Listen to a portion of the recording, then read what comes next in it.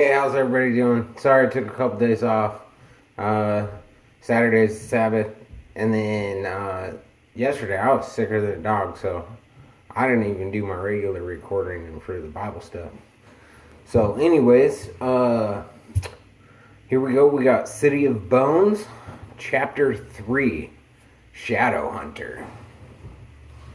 By the time they got to Java Jones, Eric was already on stage, swaying back and forth in front of the microphone with his eyes squinched shut. He dyed the tips of his hair pink for the occasion. Behind him, Matt looked stoned, was beating irregularly on a djembe. This is sorry about the distractions. This is going to suck so hard, Clary predicted. She grabbed Simon's sleeve and tugged him toward the doorway. If we make a run for it, we can still get away. Yes, I shaved. He shook his head determinedly. I'm nothing if not a man of my word. He squared his shoulders. I'll get the coffee if you find us a seat. What do you want? Just coffee, black, like my soul. Simon headed off toward the coffee bar, muttering under his breath something to the effect that it was a far, far better thing he did now than he had ever done before. Clary went to find them a seat. The coffee shop was crowded for a Monday. Most of the threadbare-looking couches and armchairs were taken up with teenagers enjoying a free weeknight. The smell of coffee and clove cigarettes was overwhelming.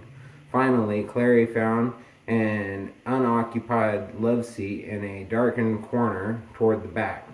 The only other person nearby was a blonde girl in an orange tank top, absorbed in playing with her iPod. Good, Clary thought. Eric won't be able to find us back here after the show to ask how his poetry was. The blonde girl leaned over the side of her chair and tapped Clary on the shoulder. Excuse me?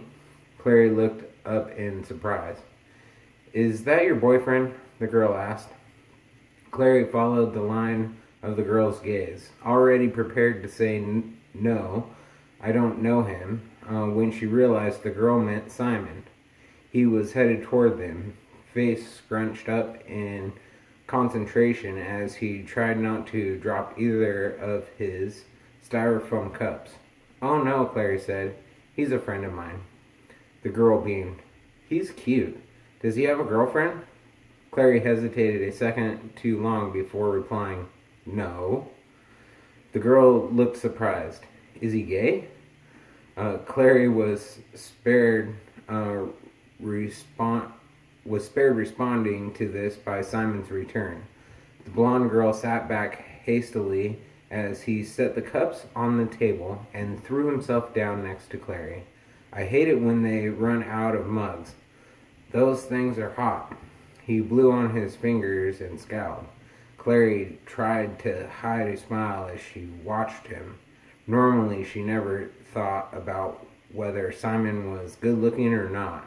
He had pretty dark eyes, she supposed, and he'd filled out well over the past year or so with the right haircut. You're staring at me, Simon said. Why are you staring at me? Have I got something on my face? I should tell him, she thought, though some part of her was strangely reluctant. I'd be a bad friend if I didn't. Don't look now, but that blonde girl over there thinks you're cute, she whispered. Simon's eyes flicked sideways to stare at the girl who was industriously studying an issue of Shonen Jump, the girl in the orange top. Clary nodded. Simon looked dubious. What makes you think so? Tell him. Go on, tell him. Clary opened her mouth to reply and was interrupted by a burst of feedback. She winced and covered her ears as Eric on stage wrestled with his microphone. Sorry about that, guys, he yelled. Alright, I'm Eric and this is my homeboy Matt on the drums. My first poem is called Untitled. He screwed up his face as if in pain and wailed into the mic. Come, my faux juggernaut, my nefarious loins, slather every protuberance with arid zeal. Simon slid down in his seat. Please don't tell anyone I know him. Clary giggled. Who uses the word loins? Eric, Simon said grimly. All his poems have loins in them. Turgid is my torment, Eric wailed. Agony swells within. You bet it does, Clary said. She slid down in the seat next to Simon. Anyway, about the girl who thinks you're cute. Never mind that for a second, Simon said. Clary blinked at him in surprise. There's something I wanted to talk to you about. Furious Mole is not a good name for a band, Clary said immediately. Not that, Simon said. It's about what we were talking about before, about me not having a girlfriend.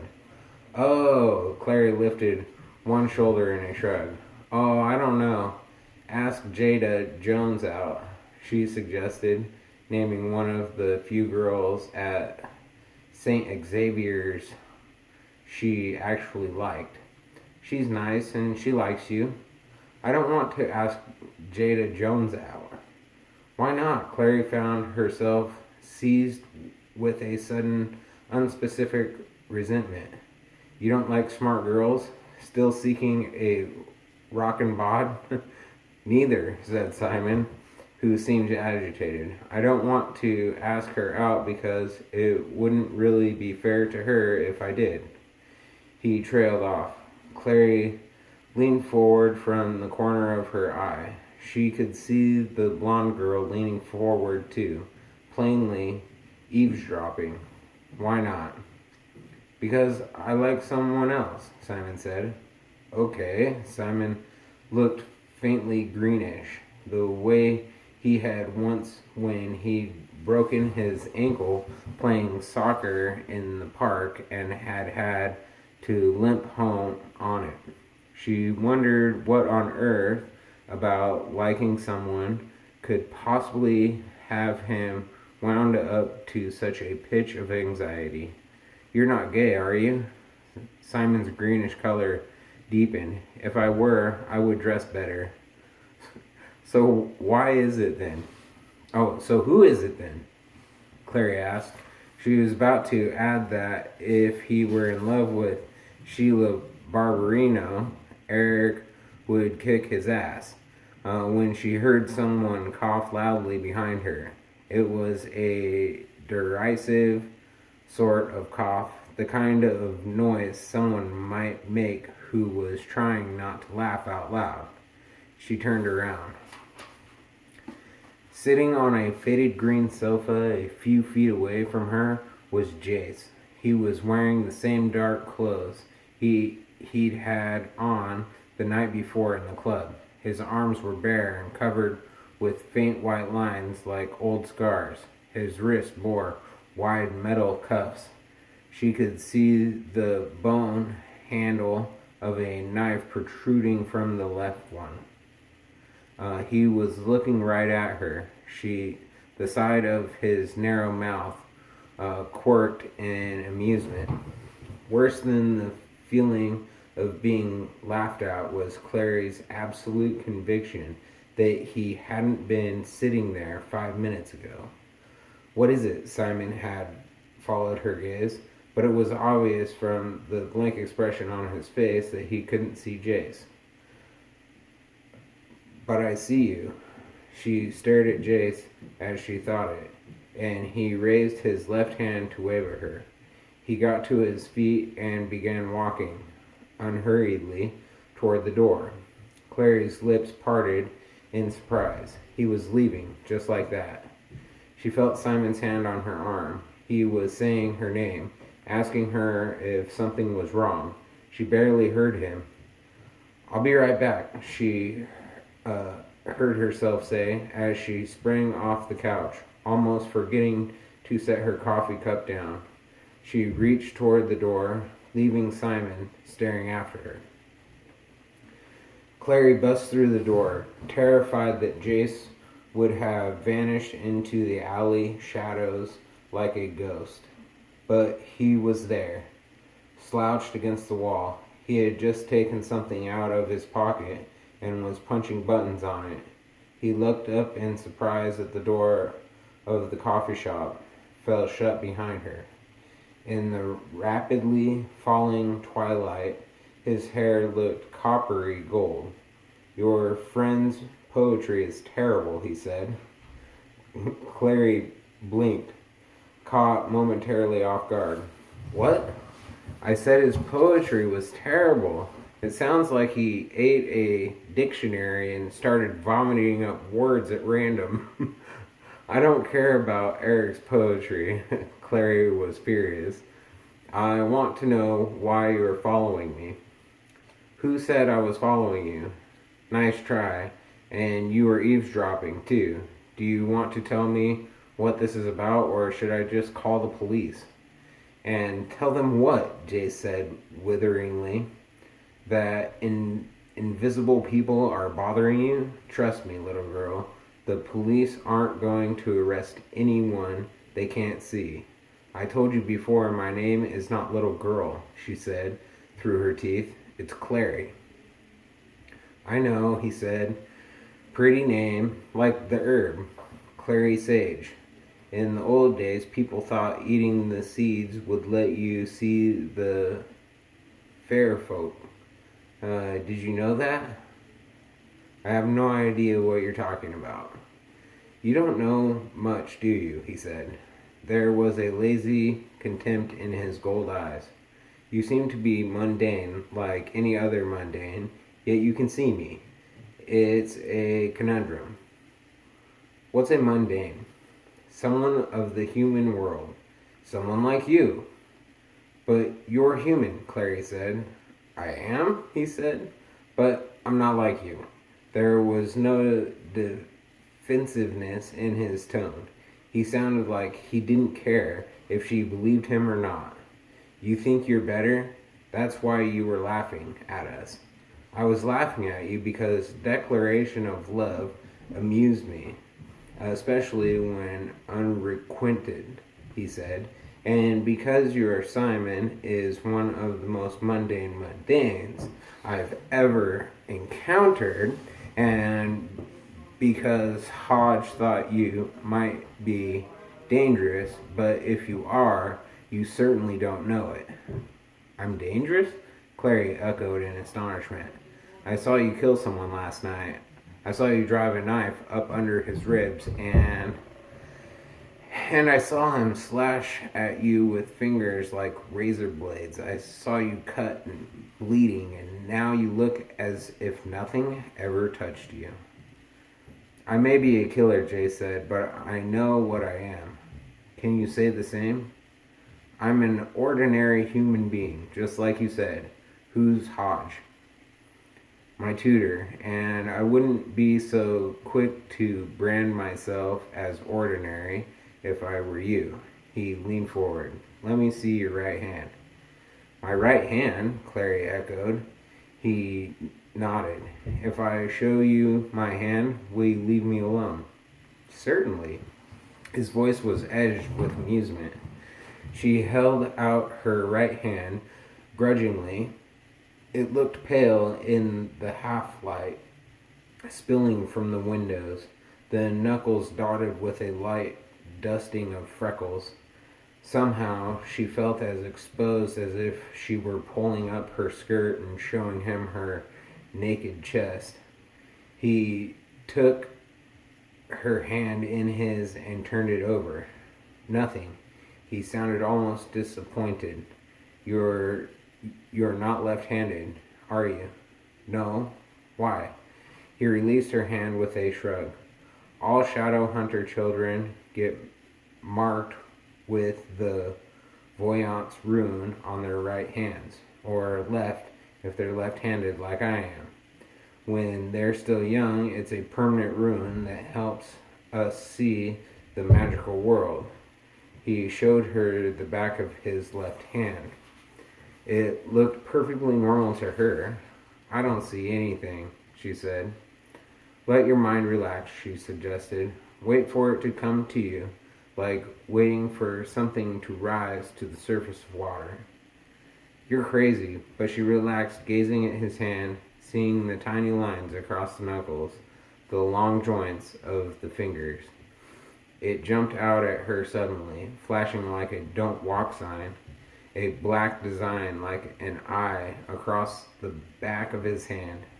She blinked, and it vanished. A tattoo? He smiled smugly and lowered his hand. I thought you could do it. And it's not a tattoo, it's a mark. They're runes, burned into our skin. Different marks do different things. Some are permanent, but the majority vanish when they've been used. That's why your arms aren't all inked up today, she asked. Even when I concentrate? That's exactly why. He sounded pleased with himself. I knew you had the sight, at least. He glanced up at the sky. It's nearly full dark. We should go. We? I thought you were going to leave me alone. I lied, Jay said, without a shred of embarrassment. Hodge said I have to bring you to the Institute with me. He wants to talk to you. Why would he want to talk to me? Because you know about us now. About us, she echoed. You mean people like you? People who believe in demons? People who kill them? Said Jace. We're called shadow hunters. At least that's what we call ourselves. The downworlders have less complimentary names for us. Downworlders? The night children, vampires, warlocks, the fae, the magical folk of this world? Clary shook her head. Don't stop there. I suppose there are also, mermaids and werewolves and zombies? Of course there are, Jace informed her. There are reasons those stories exist. They're based in fact, even if mundanes think they're myth. Shadow hunters have a saying. All the stories are true. Although, he added, to be fair, you mostly find zombies farther south where the Vodun priests are. What about mummies? Do they only hang around Egypt? Don't be ridiculous. No one believes in mummies. They don't? Of course not, Jay said. Look, Hodge will explain all this to you when you see him. Clary crossed her arms over her chest. What if I don't want to see him? That's your problem. You can come either willingly or unwillingly. Clary couldn't believe her ears. Are you threatening to kidnap me? If you want to look at it that way, Jay said. Yes. Clary opened her mouth to protest angrily, but was interrupted by a strident buzzing noise. Her phone was ringing again. Go ahead and answer that if you like, Jay said generously. The phone stopped ringing, then stared up again, loud and insistent. Clary frowned. Her mom must really be freaking out. She half turned away from Jace and began digging in her bag. By the time she unearthed the phone, it was on its third set of rings. She raised it to her ear. Mom? Oh, Clary, oh, thank God. A sharp prickle of alarm came up Clary's spine. Her mother sounded panicked. Listen to me. It's all right, Mom, I'm fine. I'm on my way home. No. Terror scraped Jocelyn's voice raw. Don't come home. Do you understand me, Clary? Don't you dare come home. Go to Simon's. Go straight to Simon's house and stay there until I can.